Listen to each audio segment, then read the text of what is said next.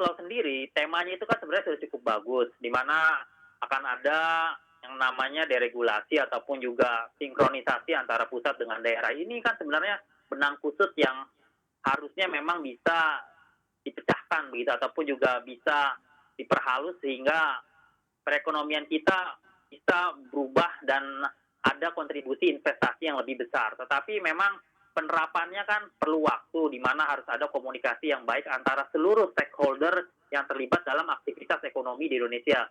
Baik itu dari sisi produsen ataupun juga dari sisi Mhm. faktor produksi seperti tenaga kerja begitu. Kalau misalkan komunikasi sudah terjalin dengan baik dan di sisi yang lain juga ada komunikasi antara pusat dengan daerah yang bisa satu sinergi, kita harapkan kondisi ini bisa membuat yang namanya perubahan struktural ekonomi. Kalau struktural ekonomi kita sudah berubah, di mana aktivitas ekonomi kita memiliki basis yang memiliki multiplier effect ataupun juga memiliki value added lebih besar, tentunya ini akan berpengaruh terhadap perubahan percepatan aktivitas pembangunan ekonomi Indonesia yang tadinya kita masih bertengger di level middle income. Mau tidak mau kita harus bisa berubah dalam periode long term begitu Pak Daniel. Baik. Untuk pindah ini menarik yang Anda katakan, untuk berubah begitu atau naik level dari pendapatan, jebakan middle income trap begitu yang dipahami oleh masyarakat juga.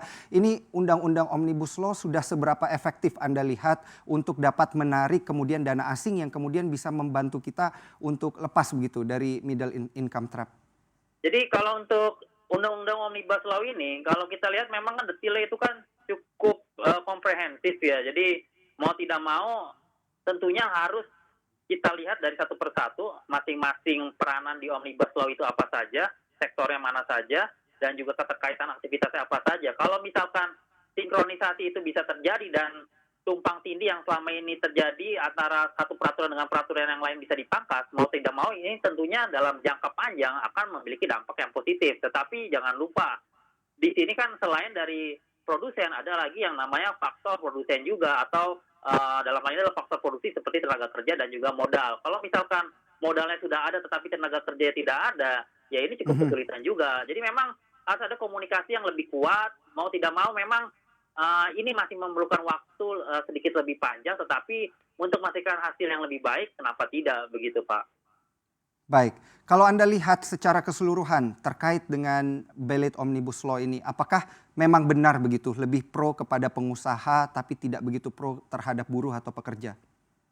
Jadi memang kalau kita lihat di sini kan kalau berdasarkan berbagai sumber kita melihat adanya perubahan di mana porsi tenaga kerja yang ada sebelumnya ini kelihatannya ada yang memang dalam hal ini kelihatannya cukup di downgrade begitu, dan di sisi yang lain downgrade ini tentunya dimaksudkan mungkin untuk meningkatkan efektivitas ataupun juga efisiensi dari sisi produsen. Dan memang itu temanya cukup bagus. Jadi memang dua-duanya itu memiliki itikat baik. Dari sisi produktivitas tenaga kerja tentu mereka tidak ingin produktivitasnya terganggu dikarenakan adanya perubahan yang cukup mencolok antara aturan Omnibus Law dengan aturan sebelumnya gitu.